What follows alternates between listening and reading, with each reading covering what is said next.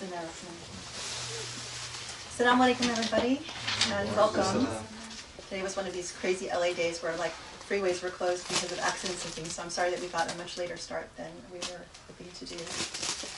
But alhamdulillah that we all made it. So hope everyone has had a really good new year so far. And I'm a really sentimental person. And usually around this time of the year, in January, I start announcing to the family like a whole slew of like anniversaries. So guess what? This is the day that we got engaged, that we had our oral kitab, that we actually had our kitab, that we met, that I converted, that, you know, it's someone's birthday. And today is actually the 24-year anniversary of the day that I met the professor.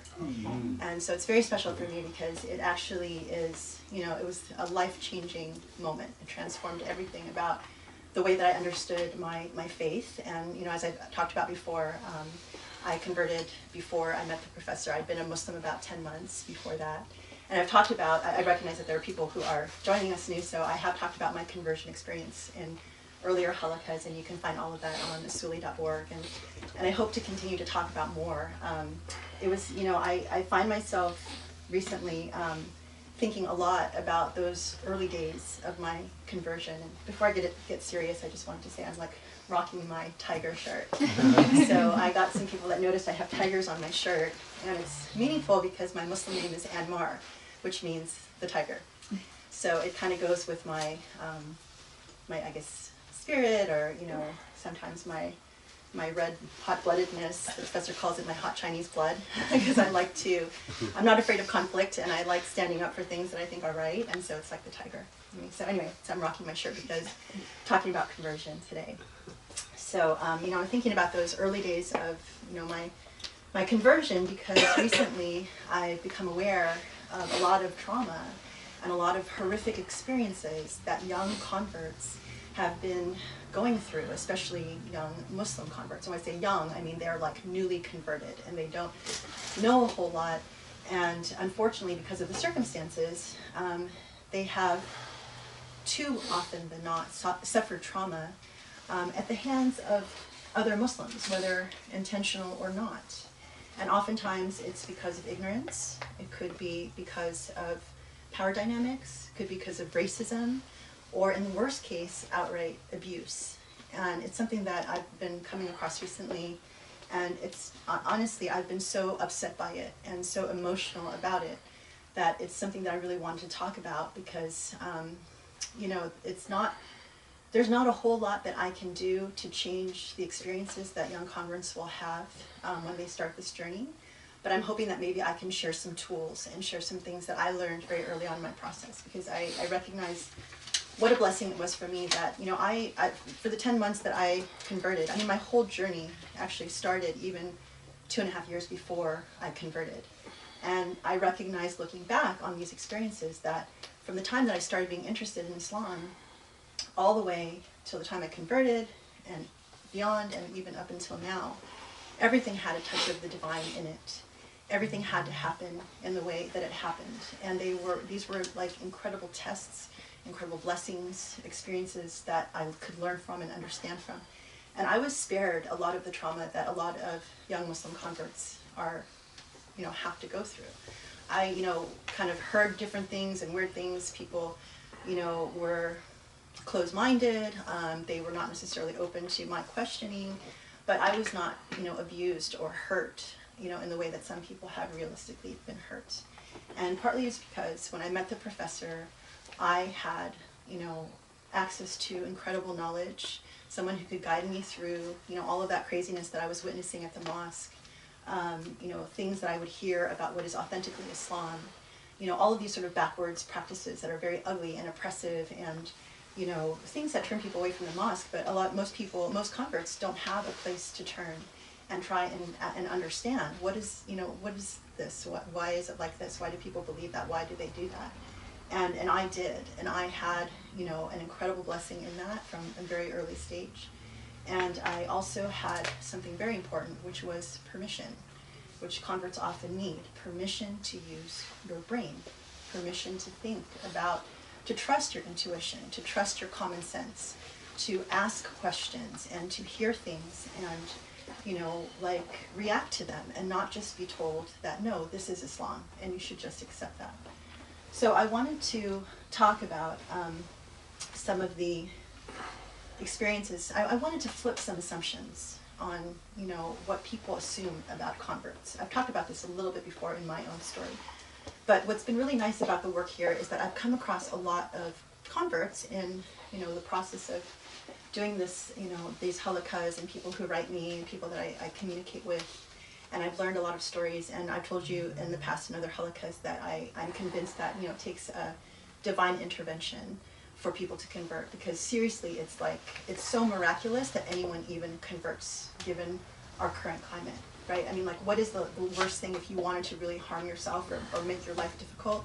You would choose to convert to Islam. I mean, seriously, so something has to happen in your experience to overcome all of those obstacles that you have.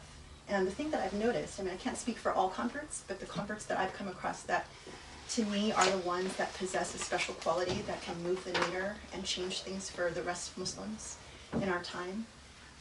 There are some observations that I've noticed. And I wanted to share those with you because I think that they hopefully will shift how you think about converts. So first of all, I've noticed that a lot of converts have a very high IQ. They're super, super smart. They're extremely well read. They have to be, because they have to have enough intelligence coming in, they have to have enough curiosity, they have to do the hard work to read and overcome what they hear in the news, what they hear from their friends, from whatever source of information they get about Muslims. They have to do a lot of reading, a lot of ingesting, and a lot of thinking to overcome those things. They are often very articulate. They ask really hard questions. They are not afraid to ask big life-changing questions about the meaning of life and about ethics and morality and all that stuff. And they demand reasonable answers. It is not enough just to, get a stupid answer. But let's assume that converts are starting this journey and they're struggling with just understanding things. So aside from the high IQ, I noticed that they also have a very high emotional intelligence, emotional IQ. People understand, like there's this book that was written in 1996 about emotional intelligence, and it's about a heightened sense of empathy and understanding of emotions and things like that. So I've noticed that this is the ability to sort of understand your emotions, the emotions of others, seeing how that affects the world, how you relate to people. I've noticed that people have a very high sense of that. They're often also extremely high achievers. They do extremely well in other aspects of their life. And a word that I often hear is perfectionism. It's amazing. I hear converts say time and time again, I'm a perfectionist. I was a perfectionist. I know, because I am a perfectionist too. And a lot of times it's that desire to find something better and do something in the best way possible that sort of drives you and motivates you. And I think that the thing that is the most interesting, if we think about how do people come to start thinking about Islam, like how do they really get here? I mean, in most cases it's because something or someone failed them. They were hurt, they were disappointed, they were, in the worst case, abused. Something went awry in their life that made them think, okay, there has to be something better. There has to be something out there. And you know what? I'm going to go and I'm going to find it. And they start searching, and they start questioning, and they start thinking about things. And they start on this journey, and somewhere along the line, they come across Islam. And they're interested in looking for a divine ideal. I call this like divine idealism. You become divine idealists. You start thinking about, who am I? What is my world that I live in? What would the perfect world be like? What would it consist of? How would we create it? And what would take place in that world? And then you read Islam and you read the values and you go, oh my God, this is what I've been looking for. It's a world where people are kind, they're just, they're merciful, they're loving. They think of others. They believe in something bigger than themselves. They dedicate their life to service. They believe in, all kinds of causes. It's like, in that process, and oftentimes people will talk about, in the process of conversion, it takes a long time. For me, again, like I said, it took 2.5 years to get to the point of conversion. In that process, you are cultivating your own desire for divine idealism. You are taking the time to really, without any baggage, without having interacted with Muslims, you are just starting to understand what does the perfect world look like? And even if I call it, what's the promised land? And how do I get there? And then you start thinking, holy cow, Muslims have the promised land.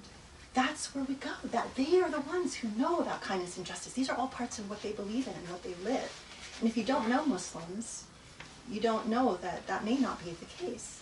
I mean, the interesting thing, when I told the story before when I was a young convert and I called the professor, and the first thing he said to me when I told him, I was a convert is, he said, well, I'm not impressed because you're either, people who convert are either brilliant or insane.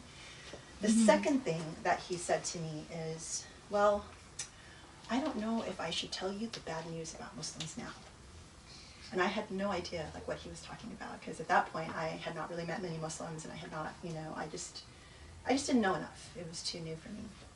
But now I know, and now I can talk about it. And that's now what I want to say is that people, these converts, they cultivate that divine idealism, and then they start to assume that the Muslims have it. So, and because they have high intelligence, high emotional intelligence, and they're polite, and they're questioning, and they're open, they start thinking, okay, born Muslims, they must know all this stuff. They're Muslims. They were raised with this. They must be, they must know the rules of the game. They must, be more pious. They must be, because they've known it for so long. And so they then defer to the born Muslims.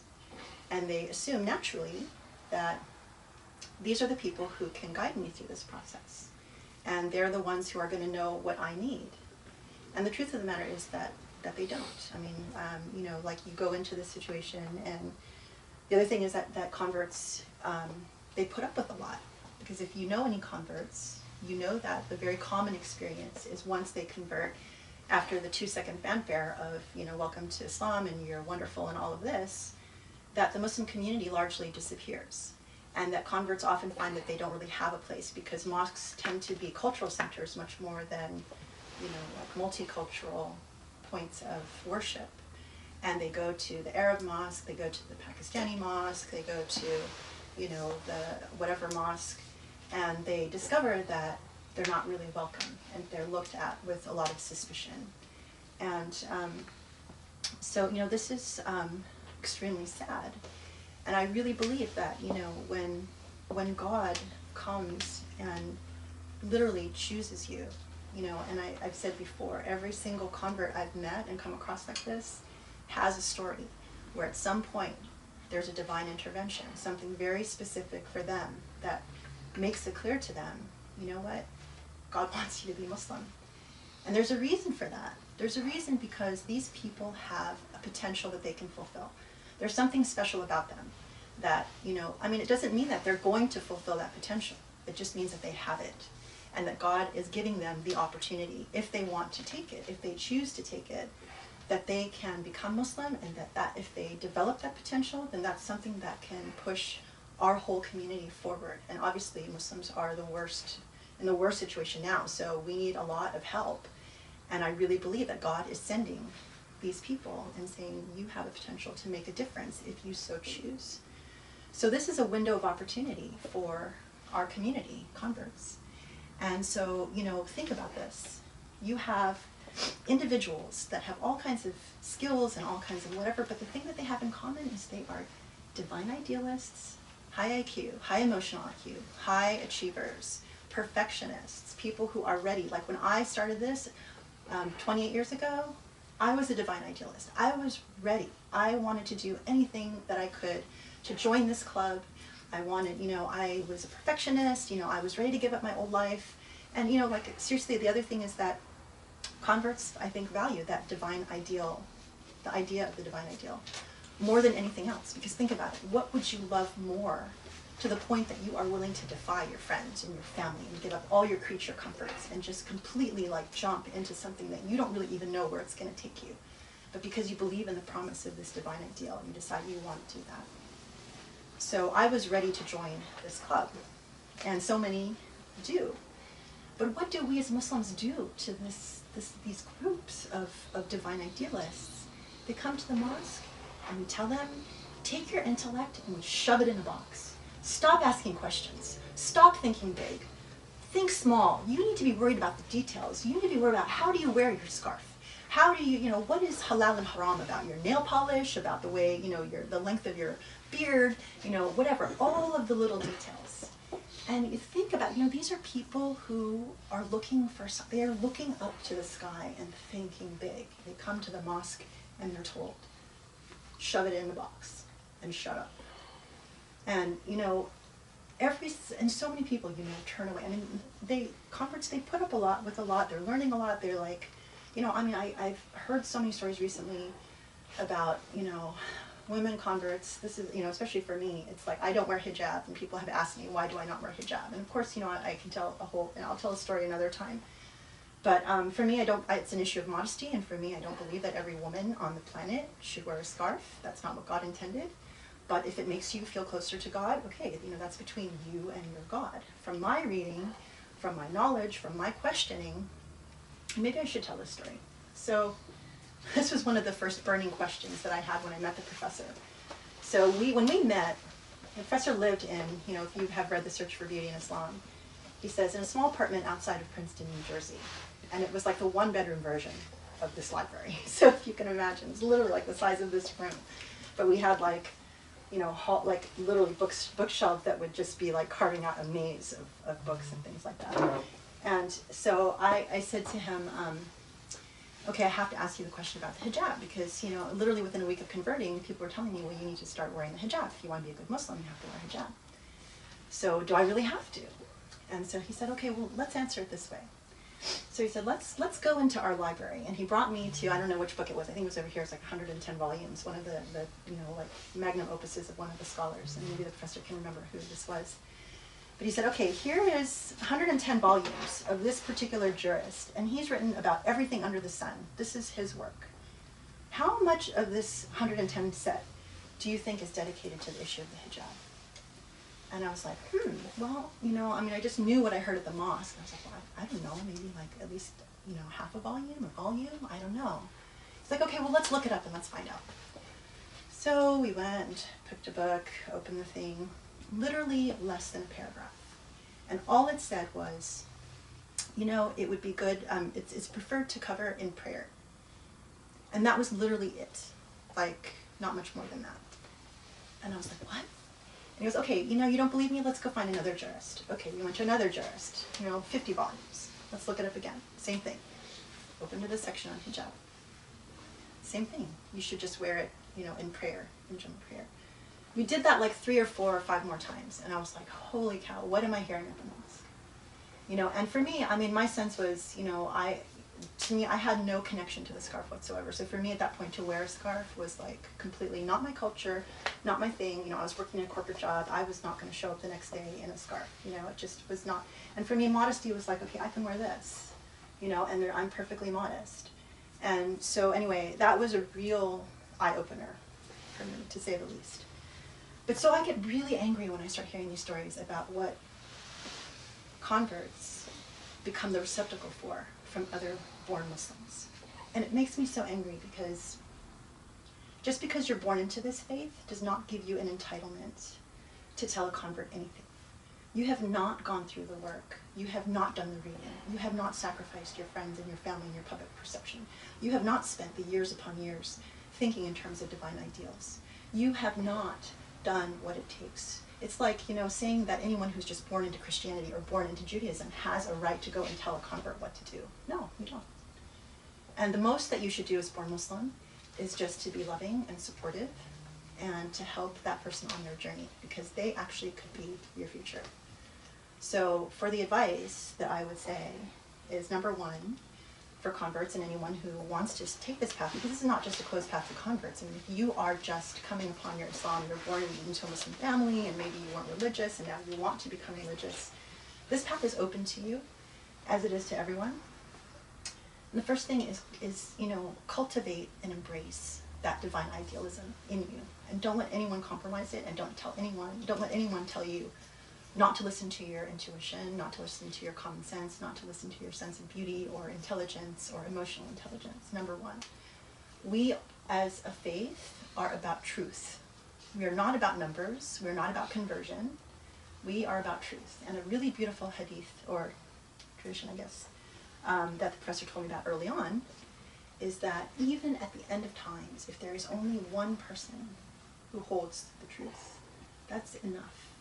So think about it. It doesn't matter that everyone in the mosque is telling you that you have to do something that's oppressive or ugly or, whatever. You don't have to listen to that. You could be that only person that holds the truth. And that's what matters. And don't believe that born Muslims know better than you. They simply don't. Many Muslims have never read the Quran. Many Muslims have never, thought anything. It's just an inheritance. It's kind of like, it's like belonging to the country club that your dad bought a lifetime membership in. Just because you're in it and you know how it works doesn't mean that you have a right to be there. Because we have a fellowship of the divine. It's not a country club. This is not like a private club or like the Trumps and the Bushes and the Clintons. It's like, okay, I have a lifetime membership. No, it's not like that.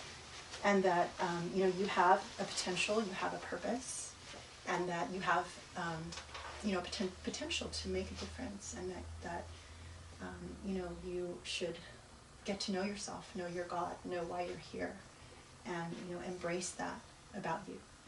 And if it's worth anything, that I'm giving you permission to use your brain, permission to trust in the light, not think about like how to be the best version of yourself. You came to this religion because you wanted to be better. You wanted to live a different life. You wanted to live a cleaner life. You wanted to have your life mean something. So why enter this faith and listen to people around you tell you all the different ways that you shouldn't trust yourself, you shouldn't listen to your intellect, that you should, be in a box, you shouldn't ask questions, you should do things that just fundamentally are not beautiful. The most important, tool or heuristic that I can give to anyone is start out. Is this beautiful or is it ugly? Is it reasonable or is it unreasonable? Is it loving and open or is it harsh and judgmental? And those things will tell you what is authentically Islam. Forget all the other garbage. Start with the big ideas, the big thoughts, the big, beautiful values that we were given, and trust in yourself. You are reconstructing that beautiful intuition that God gave to all of us from the beginning of our life that maybe we lost somewhere along the way, but that's our path back to God, is coming closer to those beautiful initial intuitions and values that we received. So that's it. And I hope that any converts that are listening, feel free to write me if you have any questions, or I would love to.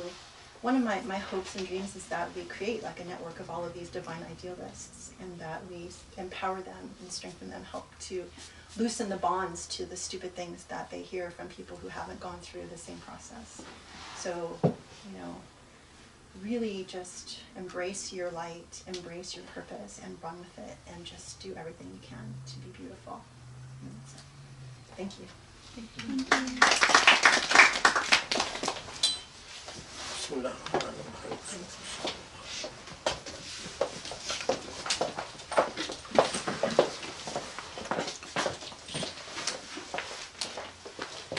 Okay, so before we get to Surah al Qaria,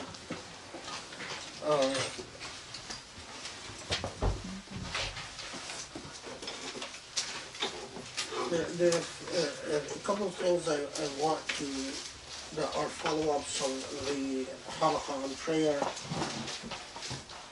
and maybe something that also about what Grace said. Grace has been receiving a lot of messages, and a lot of converts have been writing her in response to her talks. The thing that in a lot of these, the thing that bothered me the most about a lot of the people telling their stories is the sexual abuse. And I have to admit that I wasn't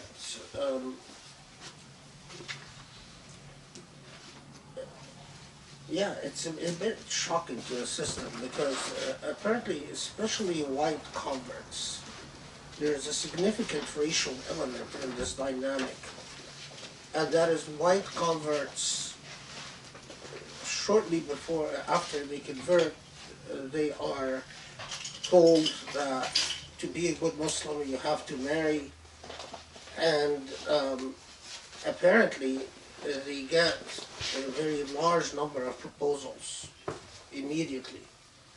And obviously there's a significant racial dynamic here. Perhaps because of the history, and I do think it's a very much a post-colonial phenomenon that people who are colonized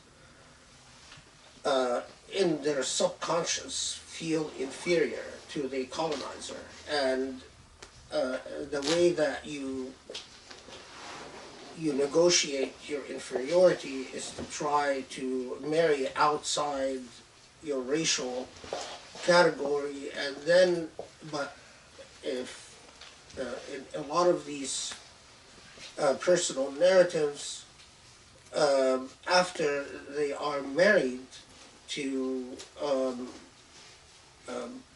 Arabs or Indo-Pacs or so on, they are mistreated within relationships. And a lot of the narratives that I'm also getting are, or at least Greece is getting, the mistreatment even involves what, as amazing as it is, the objectifying and fantasizing and fetishizing of the convert, and even polygamy. There's a lot that one can say, but I don't want to spend a lot of time on it. Maybe this is something we can pick up later. But it is remarkably disturbing. The use of religious doctrine in order to dominate and fetishize and objectify the bodies of women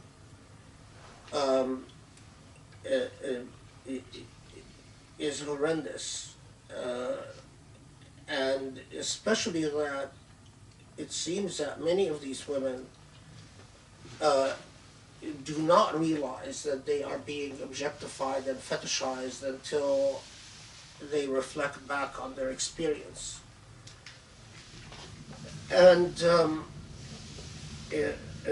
any Muslim man that, I'm talking about those who are born Muslim, and I'm talking about those who are Middle Eastern or Near Eastern or whatnot,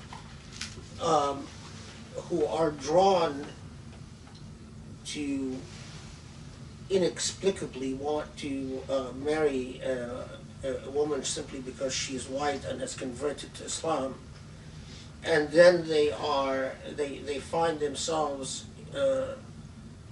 abusing that beautiful act of embracing Islam. It's a sign of and especially when they mistreat this person, it's a sign of a deep malady in the soul of a human being, and a serious disease. And for me, the fact that it happens all within the name of Islam or using Islamic dogma and doctrine is beyond imagination. So deeply offensive to the core.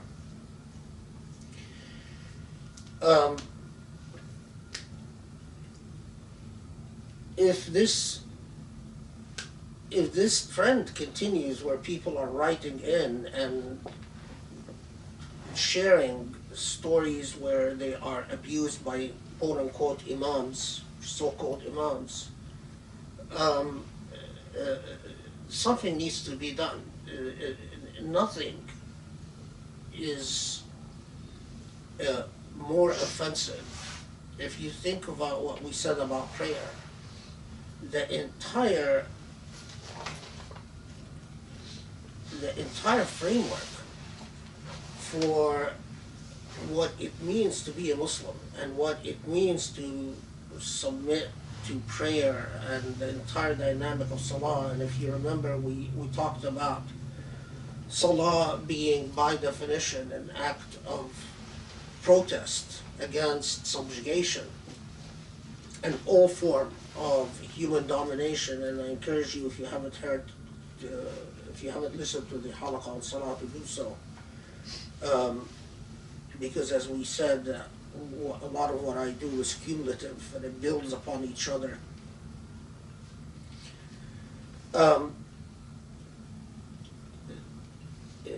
To put it simply, as many of the companions of the Prophet and his family innately understood in the early thrust of the Muslim message, is Islam as liberation from human domination and human subjugation. And the very act of prayer is something that you embrace that proclamation of liberation several times a day.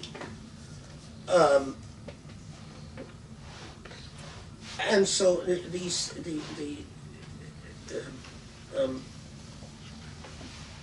as Muhammad al-Ghazali rahimahullah used to say, that the idea of Muslims being among the most oppressed people on the face of the earth is such an anathema to Islam itself. That's such an antithesis to the idea of being Muslim.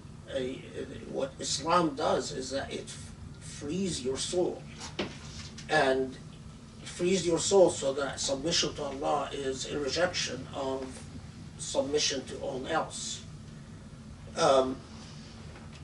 So these narratives are particularly troubling, and I'm not sure something needs to be organized. This needs to be institutionalized. The response needs to be something systematic and consistent, but I'm not sure at this point how it should take shape. But definitely it looks like it should.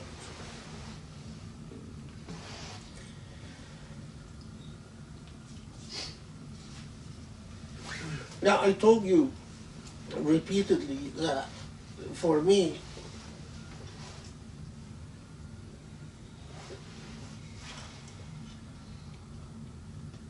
Islam is, I don't reject cultural practices or anthropological practices because they're human, and human is part of the definition of reasonableness. And if you've read my work, especially Reasoning with God,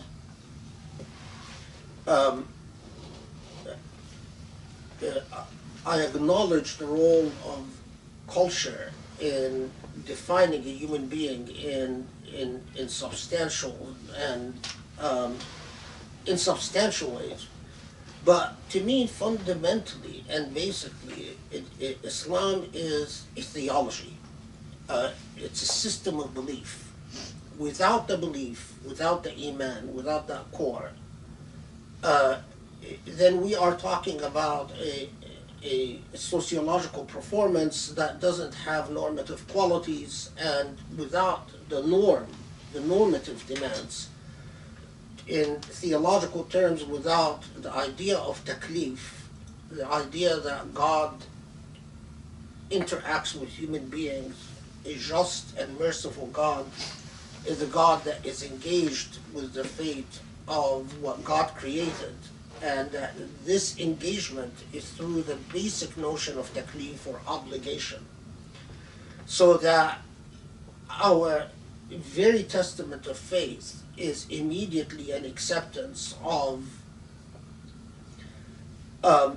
normative demands that are created through our interaction with the divine, our interaction with Allah.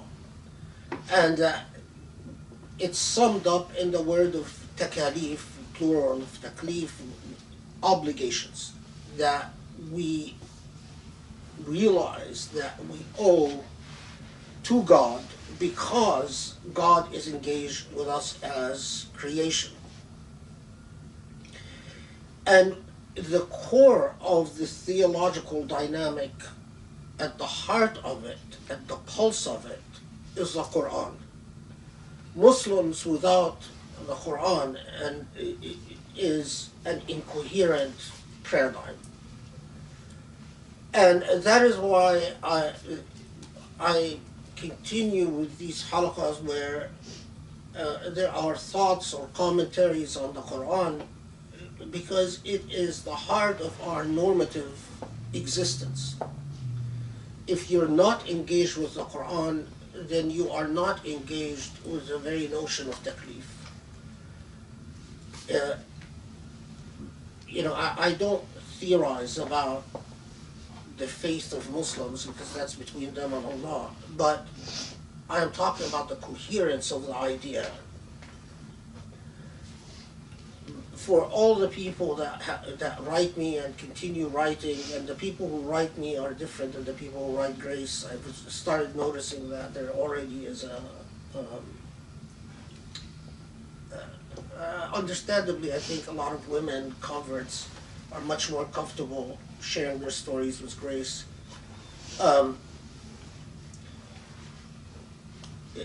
I urge everyone that cares about these halaqas and everyone that's written me, I remind you that the Quran must be at the center of your life.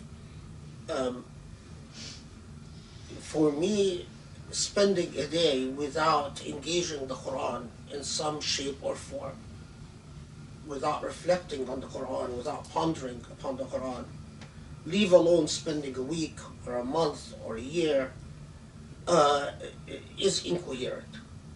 As a Muslim, if you are not living with the Quran as a living text engaging you consistently in your life, then you are missing out on what it means to be a Muslim. And last halaqah we talked about salah. There are a couple of things that I didn't mention in the last halaqah about salah.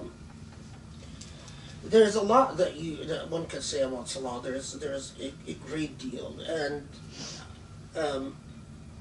it took me, I don't know how many decades to even feel comfortable to share what I shared. Partly because the Islamic intellectual tradition and Islamic theological tradition has produced so much beauty, but they exist with great tension. This great tradition exists at great tension with the way modern Muslims understand their faith and practice their faith. And so you often think to yourself, how much of this tradition do I want to narrate? And you're always considering your audience. And as you get older and closer to the end of your journey on this earth, you also worry about what you're going to tell Allah at the end as to what knowledge you did not share. So, part of what I did not talk about, and I thought that it's too alien to the modern Muslim mind, so I omitted it. But on second thought, I perhaps don't have the right to omit it. I should just give it to you and let people who are interested in knowing more about it, they can research it in the tradition, or those who perhaps can develop it in ways that even exceed whatever I developed it in my own life.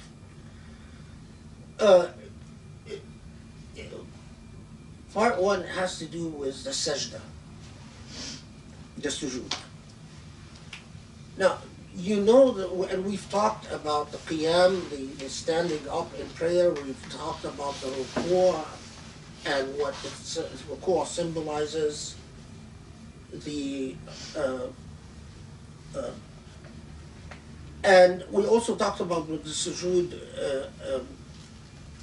symbolizes and what it, the state of being that you should strive towards in the sujood. But among the very interesting commentaries about sujood,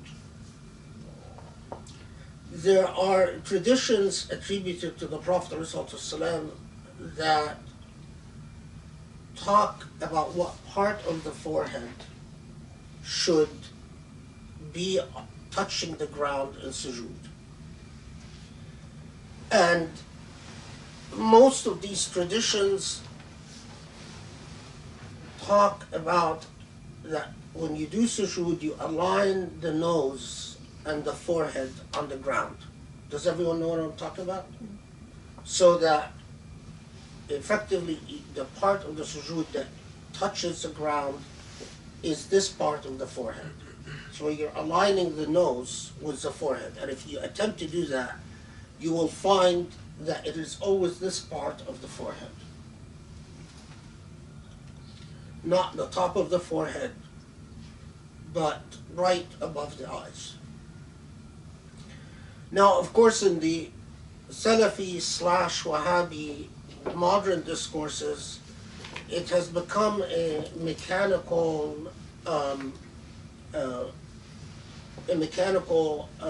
act in which you don't ask beyond the very act itself. So if you've learned it in many of the modern contemporary Muslim schools, they'll tell you when you do sujood, your nose and your forehead should be aligned on the ground, but you're never told why. And there's never any explanation for it. And it becomes a pedantic, mechanical act of just, we do this because that's what the hadith says and nothing beyond. But within the tradition, and unfortunately we miss out when we have not re-investigated that part of our tradition, is that many of our ancestors thought about and reflected why this part of the forehead touches the ground. Now, in the Islamic tradition, they're called something different. But if you know anything about Hinduism and Buddhism, there is talk of the chakras in the centers of the body, centers of energy. Now, this is a very ancient idea, a very old idea, predates Islam, that the body has centers of energy, and that one of the most significant centers of energy in the body is right here in the forehead. It is often called the third eye. It's been called the third eye for a very long time. And it is in these discourses that center of energy in the body is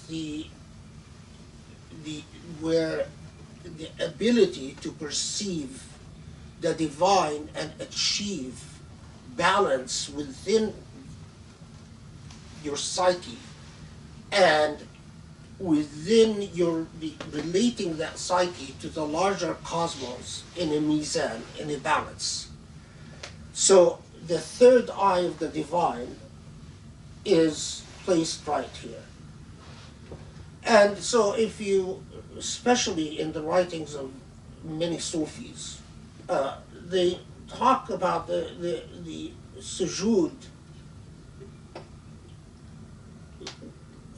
at two levels. One is that a recognition or an acknowledgement that if the third eye is opened without the guidance of the divine, it becomes extremely dangerous. And in fact, if you practice any yoga or things like that, I would readily tell you that it is extremely dangerous to open the third eye without the divine, where you start perceiving more than the physical and things like astral projection and so on.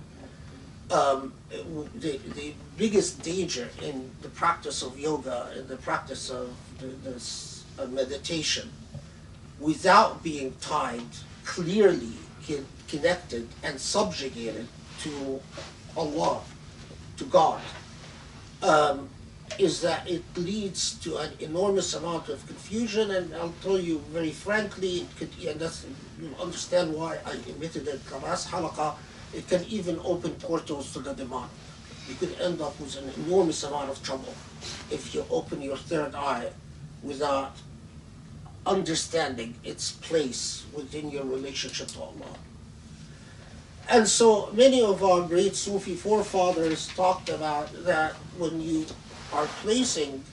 do the act of sujood, at the same time you are effectively asking Allah for the grace of perception through the third eye, but in complete subservience to the divine.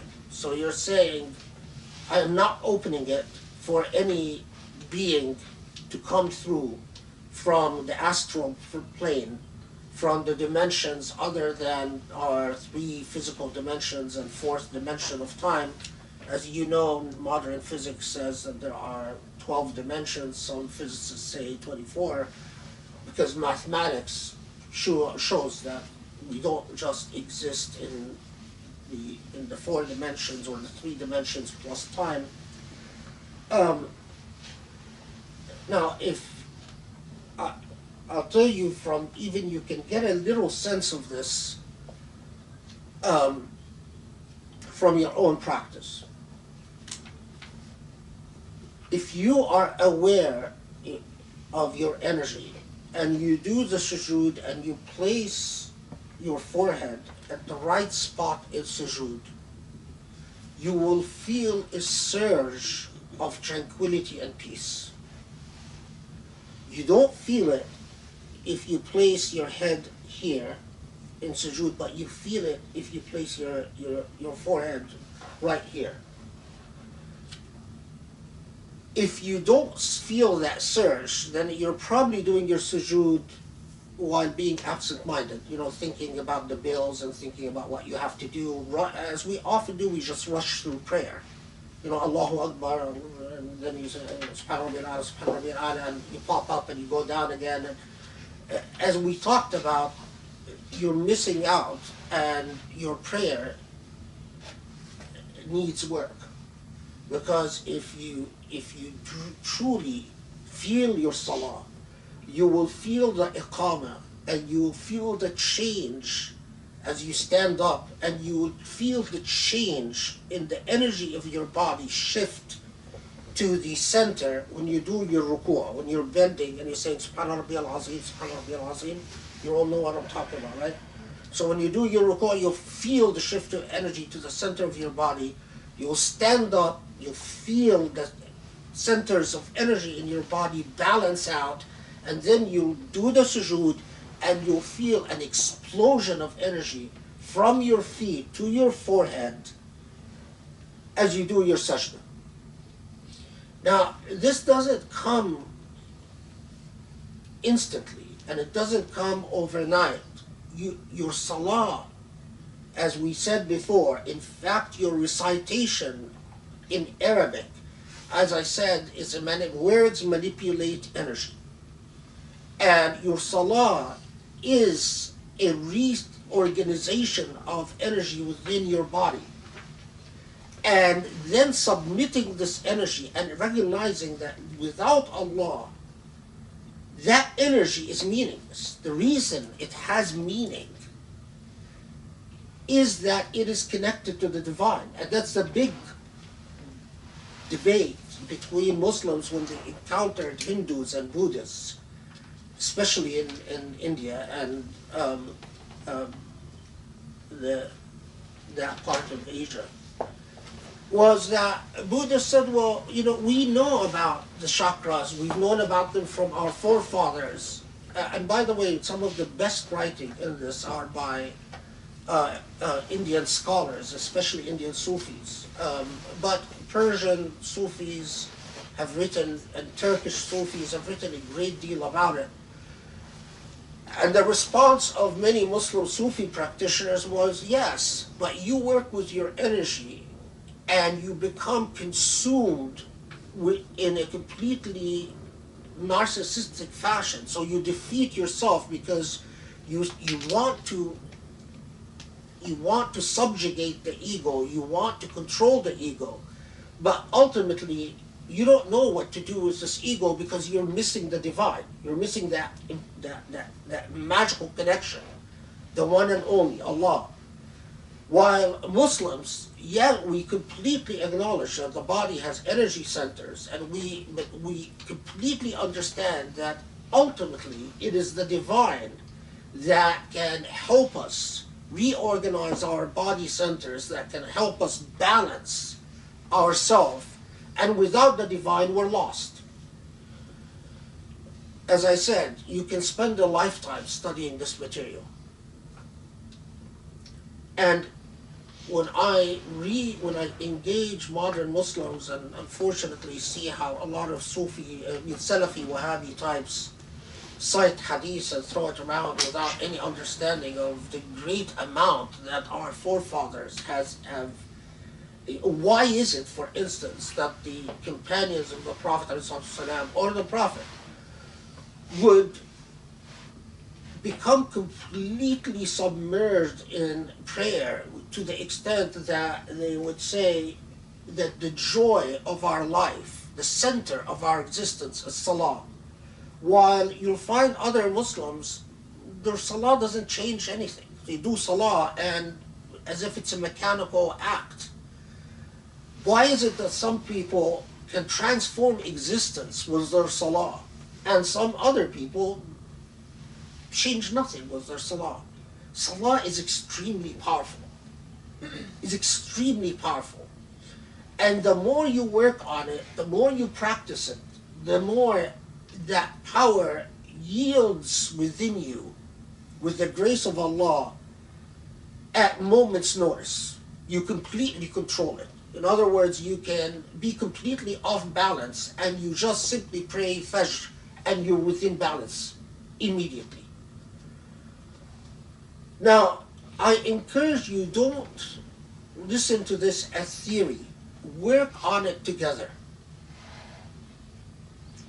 In the way I was raised was that we didn't attend the halaqa on salah and then we go home and just do our salah on our own.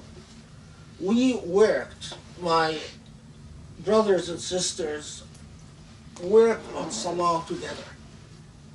We practiced it together. We formed fraternities. What's the one for men and sororities for what? Sororities for women. And fraternities for men? Yeah. We formed fraternities and sororities, I guess, for salah. And we worked on our salah together. And nothing creates a bond between human beings. And nothing, in fact, empowers you to become conscious of the energy that lies, that third eye that lies within the center of your forehead, by which you can perceive so much innately. And you can even become, when I read in modern physics, they talk about the world being, there are akashic energy fields that surround the earth and so on. Yes, modern physicists can do experiments to, poke the akashic field and be bewildered, like, wow, look, this cosmos is organized mathematically and numerically to an infinite degree, and within a remarkable level of balance. If you've attended any talks by physicists, that's all they talk about. It's how marvelous the balance and how there are mathematical equations and how there are numbers and so on. Well, I tell you, I mean, for centuries, not just within Islam, but even outside of Islam, but especially within Islam, and when Muslims shortchange that part of their tradition, it is an enormous loss. And I can't emphasize, you know, when you read Rumi or Hafiz, and you read them as literature, and you think you understand this poetry, no, you don't. The only way you can understand Rumi and understand Hafiz, if you know what the third eye means, and how the third eye can perceive these akashic fields around the cosmos, and how through one sajda you can tap into everything in existence through the grace of Allah. Only then can you really understand Rumi or Hafiz or any of the great poets. I mean, the great Sufi mystics. You want a real treat? Read Hallaj after you've perfected your sujood. It will be a transformative experience. You'll never feel the same again. Now, I am no Sufi master. And I don't even know if I categorize myself as a Sufi. That's something I cannot, an honor that I cannot claim to have. But we shortchange ourselves when we think that our tradition in Islam is limited to the literalist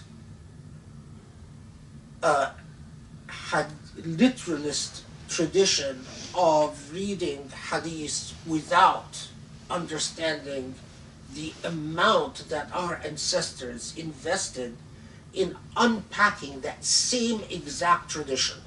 Bukhari has existed for centuries, but the hadith, the same hadith that you find in Bukhari, read through the eyes of an Ibn Arabi or read through the eyes of Ibn Tufayl, even to take someone from the philosophical tradition instead of someone from the Sufi tradition, or read through the eyes of an Ibn Sina, is entirely different than the same hadith read through the eyes of Bin Baz or Al-Uthaymiyin, you lose meaning. And many of the illnesses that I perceive among contemporary Muslims, where they understand the law but they don't understand the spirit, comes from the fact that we no longer understand why we do salah. We no longer understand the way that we can engage the energy of the universe simply through our salah. Now, as I was praying after last halaqah, I was doing my dhikr, I remembered an incident that took place years ago. It must have been now 25 years or more. And then I told Grace the story, and she told me I should share it with I should share it with the halaqah. After I tell you the story, you'll understand why I was a bit hesitant. Years ago, I had given a talk about salah, similar to the one that I gave, and I said in that halaqah, this was before we even met, that be accustomed or try to get used to handling all your problems in life through prayer. Try to get used to it. I'm not saying it's easy, but try to get used to it. If something bothers you, go pray 2 rak'ahs. Something worries you, pray 2 rak'ahs. Something angers you, pray 2 rak'ahs. Try to get accustomed to using prayer to ask for Allah to be constantly engaged with everything in your existence, everything in your life.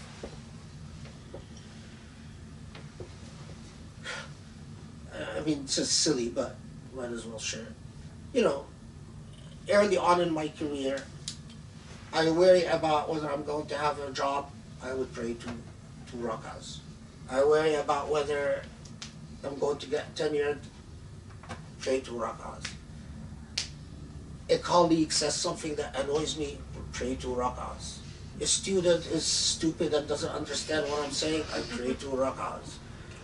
Everything, everything. Now, I would submit to you that you'll find your life transformed. You'll find the way that you see existence completely transformed. You will not be the same human being, and it can only be communicated and experienced. So I gave this talk, and then a woman hung around afterwards and wanted to talk to me, and she told me the following story. And I had forgotten about it, and then during the dhikr session, I remembered it, and it's a little bit painful. This woman had practiced. She had taken the advice to heart and started, in fact, doing everything, responding to everything by praying.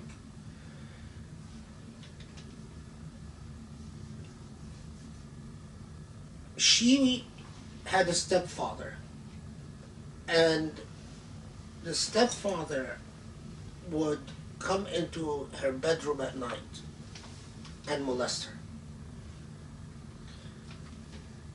And what she started doing is that every time she senses him coming into her bedroom, she would get out of her bed, and even if she catches him in bed, so sometimes she would get out of her bed and he would be right there at the door, and she would just immediately say Allahu Akbar and start praying. She said after she started doing that, I'm not sure how long, but I don't remember if she told me how long, I don't remember. It apparently became increasingly uncomfortable for him to continue doing what he intended on doing. Because you're coming into someone's bedroom and they jump out of bed and they immediately enter into prayer. Now for those of you who are, obsessed with law, did she have wudu? I don't have no idea. But I'm happy she said Allahu Akbar and then started praying anyway. I am sure Allah would accept, considering everything, Allah would accept from her.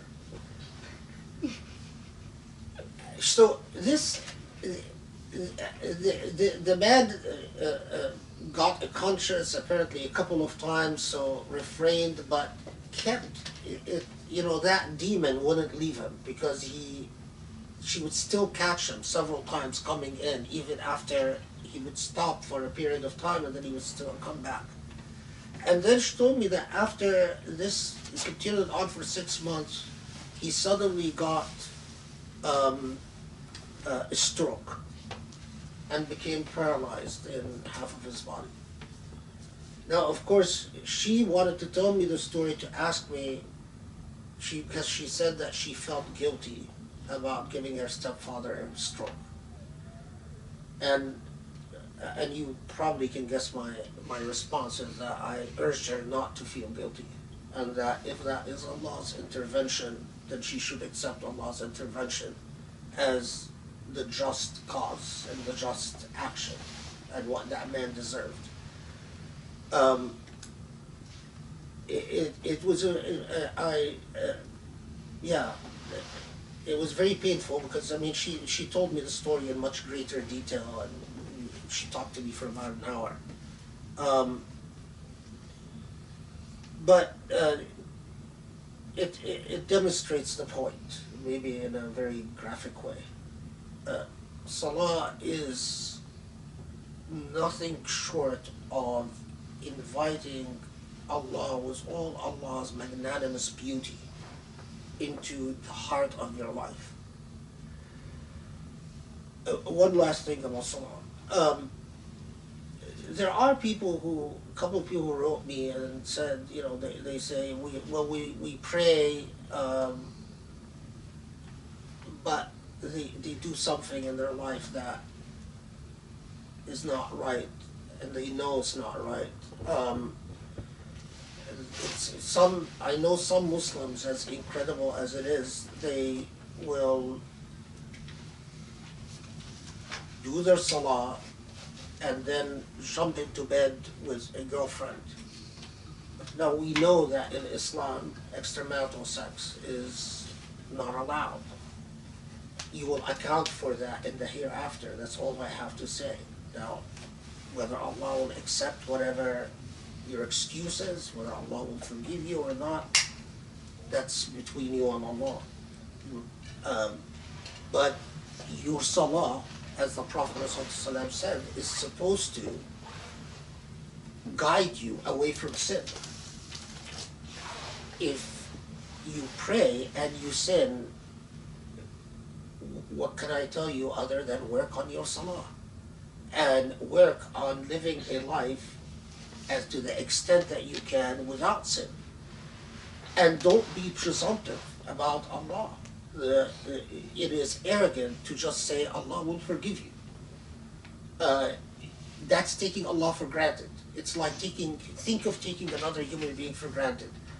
If I acted in a certain way and just thought, well, my wife will forgive me, it's okay. I can cheat or lie or do, things that would dishonor our relationship, and just say, well, if I get caught, she'll forgive me. It would be just and righteous for my wife to say, you took me for granted. You shouldn't have just assumed I'm going to forgive you. Now, how about Allah? Because that's what a lot of human beings do. And in doing that, you are making Allah subservient to your whim, to your hawa.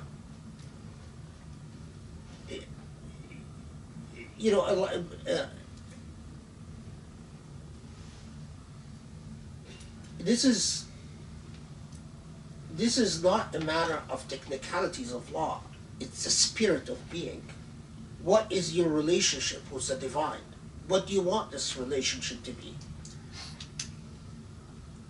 And remember that your relationship with the divine translates in what the divine wants from you and how you can grow within the divine. Sharif, what time is it? It's Maghrib now. What time is I it? think it's 5:12. Shall we pray Maghrib and then deal with the Qaria? Yeah, Okay. that makes sense.